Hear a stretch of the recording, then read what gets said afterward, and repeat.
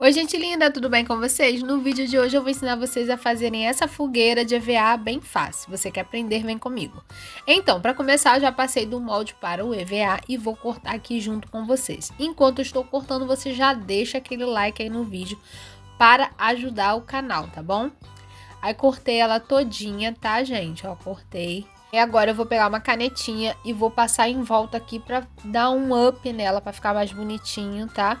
Para fazer esses detalhes em volta dela, tá? Esse esfumaçadozinho aqui. Você pode passar o dedo também para esfumaçar, ou você pode fazer do jeito que eu tô fazendo. Assim eu acho que ficou melhor, tá bom?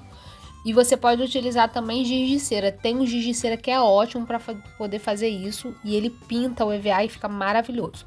E também, gente, eu vou deixar o molde, tá? Na descrição do vídeo, aqui embaixo. E vou deixar também o molde no primeiro comentário aqui do canal.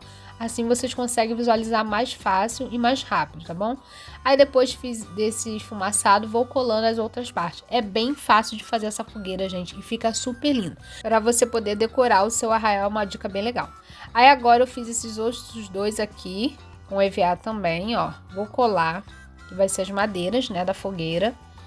Aí vou passar cola e vou colar e ficou desse jeito, gente. Bem fácil de fazer e ficou muito legal.